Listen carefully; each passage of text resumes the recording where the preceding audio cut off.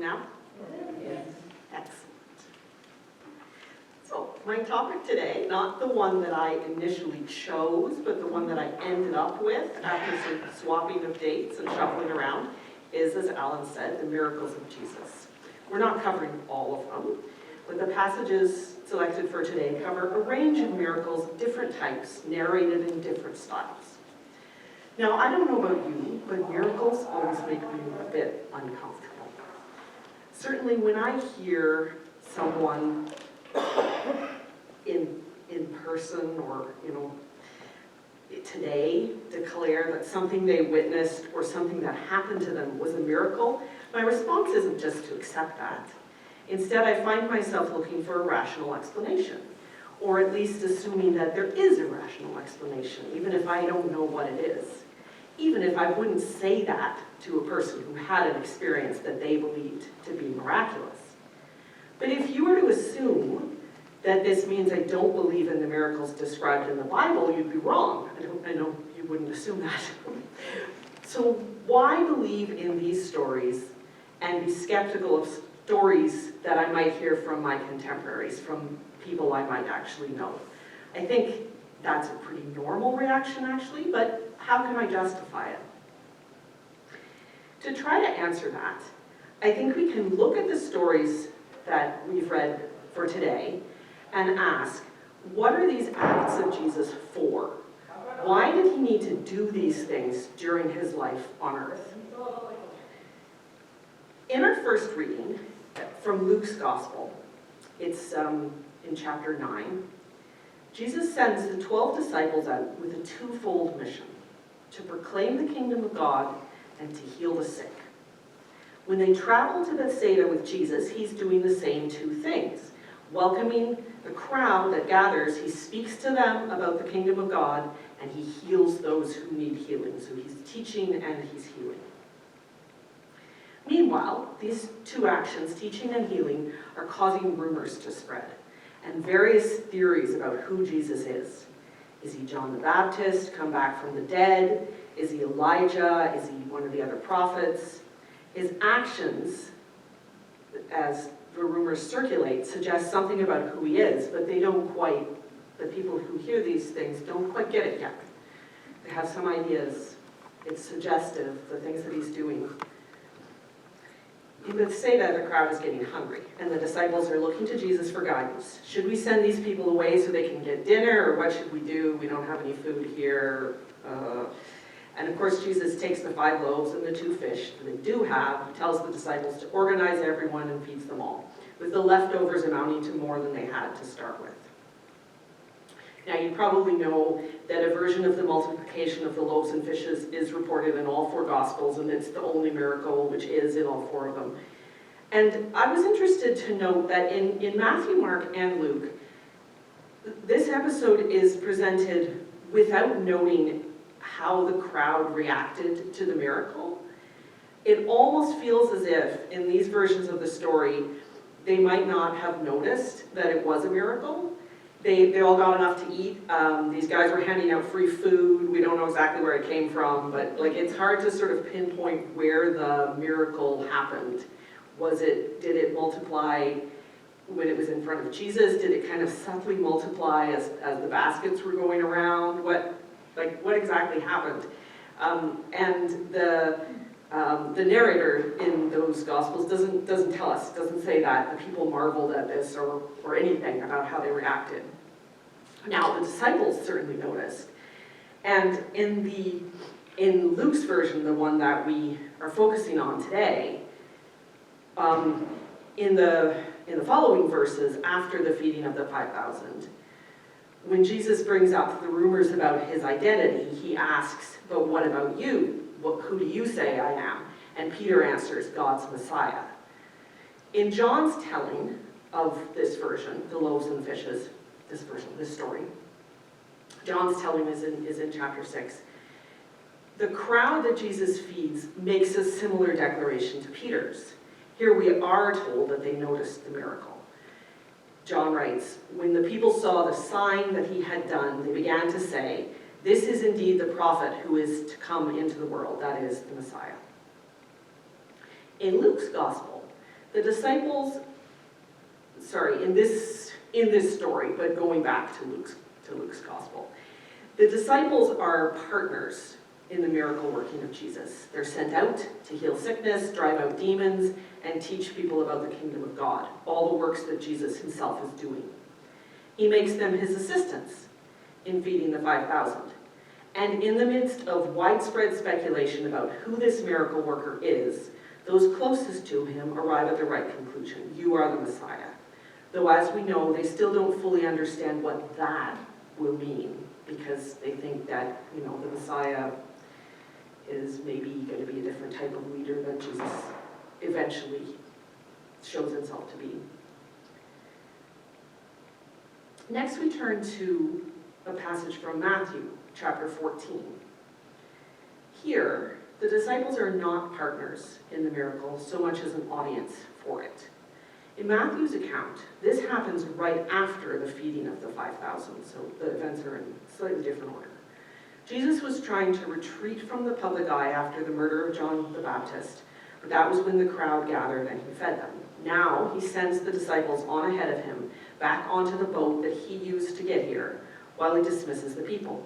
He goes up onto a mountain alone to pray, and shortly before dawn, he walks out to the disciples on their boat across the water in a strong wind. I think I would react similarly to the disciples in that moment. I'd be terrified. I would doubt my senses. They think they're seeing a ghost. But they have had other demonstrations of Jesus' power by this point. And so Peter is able to propose that if it really is Jesus, he should be able not only to walk on the water himself, but to enable Peter to walk on the water too. After all, he has given his disciples the power to heal the sick, cast out demons, and even raise the dead before now. Peter is able to walk on the waves through his faith in the teacher he follows. But his faith wavers when the wind picks up. He begins to sink and cries for help. The acts of walking on the water and bringing Peter safely across the surface too prompt the disciples to a deeper recognition of who Jesus is. Truly, they say, you are the Son of God. In verse 33.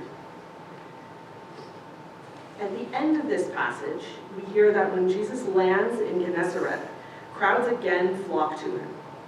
In verse 35, people brought all their sick to him and begged him to let the sick just touch the edge of his cloak, and all who touched it were healed. When we turn to the first of our two chapters from John's Gospel, we see Jesus performing a very different type of healing, a much more involved and hands-on. Now, to be fair, John is a very different type of storyteller, and we don't really get that much detail about how some of Jesus' other healings in Luke and Matthew, for instance, were performed. We just get, a line about he went around healing lots of people.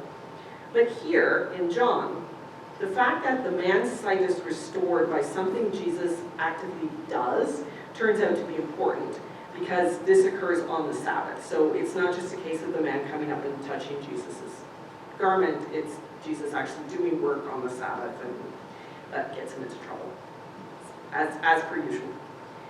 The Pharisees are concerned to establish what Jesus did, and from that to determine who he is. The once blind man is clear on both points. Jesus restored his sight by making mud, putting it on his eyes, and telling him to wash in the pool of Siloam. Jesus is a prophet. For the Pharisees, the situation is less clear. Jesus broke the Sabbath, so is he a sinner? But he performed a miracle, so is he a man of God? It's all so confusing. Asked whether the man's blindness is the result of his own sin or the sin of his parents, Jesus says, it's neither. This happened so that the works of God might be displayed in him. The man was born blind so that he could be healed by Jesus, who came into the world so that the blind will see, and those who see will become blind. One thing I do know, the man proclaims, I was blind, but now I see. And when Jesus proclaims his identity as the Son of Man, the formerly blind man declares, Lord, I believe. The work of restoring the man's sight has established who Jesus is in his eyes. By this time, I think we can see the pattern emerging. The miracles of Jesus are connected with teaching, and with showing the disciples, the Pharisees, and the crowds on the shore of the Sea of Galilee who Jesus is. Messiah, Son of God, Son of Man. On the mountain in the Transfiguration, which we had in the first passage from Luke at the end, the disciples hear it proclaimed explicitly from the midst of the cloud, "This is my Son, whom I have chosen, listen to him." In Mark chapter 5, our next passage, Jesus encounters a man whom we would probably diagnose with some type of serious mental illness today. This man has been treated horribly, in line with the lack of knowledge and therapy that was available at this time for someone with a mental illness. Chained and exiled to the tombs outside of town to prevent him harming his family and neighbors who don't know what else to do with him. He howls in anguish and cuts himself with stones. Just as modern doctors are able to restore sight and cure leprosy, modern drugs could probably help someone who has whatever this man has. In first century Palestine, it takes a miracle. And the same people who were so afraid of this man when he was suffering that they chained him and drove him out of the community are frightened when they see him cured. Frightened of the story about the pigs running off the cliff. Frightened of Jesus, and they ask him to leave the region. Yet this miracle also speaks to the identity of Jesus. Like the man whose sight was restored, the man from whom the impure spirit was driven out becomes a voice proclaiming who Jesus is. In fact, he recognizes this immediately. When he saw Jesus from a distance, he ran and fell on his knees in front of him. He shouted at the top of his voice, "What do you want with me, Jesus, Son of the Most High God? In God's name, don't torture me." For Jesus had said to him, "Come out of this man, you impure spirit." To return to my questions from the beginning, what are Jesus' miracles for, and why did he need to perform them? They're needed to show who Jesus is. John has Jesus articulate this for us in chapter 11, our last selection, when he hears that his friend Lazarus is sick. He says, "This sickness will not end in death. No, it is for God's glory, so that God's Son may be glorified through it." And later, "Lazarus is dead, and for your sake I am glad I was not there, so that you may believe."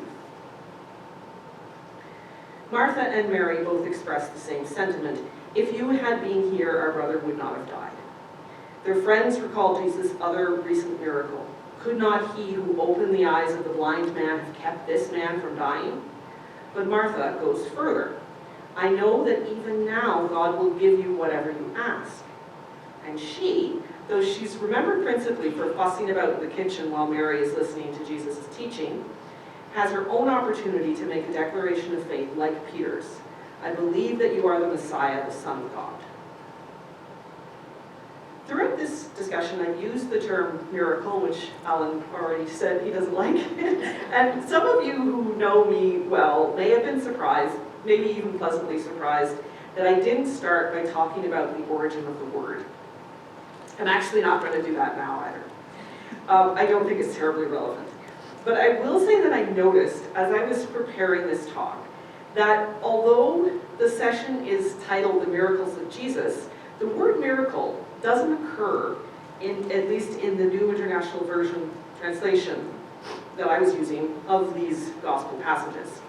Now, I'm not going to go on to say that it's the wrong word or anything. I think, we could have a discussion about that.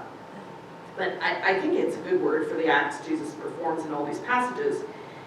In some other passages in Matthew's Gospel, the term acts of power is used, which is also a good one.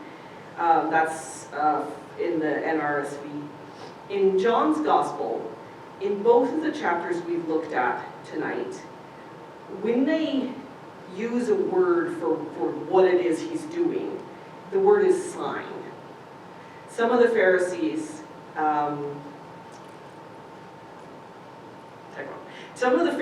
ask, "How can a sinner perform such signs?"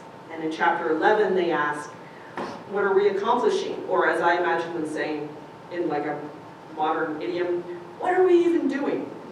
Here is this man performing many signs. If we let him go on like this, everyone will believe in him. Now don't worry, I'm not going to talk about the origin of the word sign either. You know what it means. It's a useful word, though, for the acts that Jesus performs in these gospel passages. Because as I've been trying to show, they all point to something. The identity of Jesus as the Son of God, Messiah, second person of the Trinity, the Word made flesh. That's why I can believe in these stories while remaining skeptical of miraculous happenings that point to, I don't know what. On the other hand, I twice had the opportunity to play the character of Martha in medieval mystery plays based on the Gospels. Once on a playing field at my college and once in the aisle at my church, I got to make that declaration of faith. Yea, Lord, I believe that thou art Christ, the Son of God.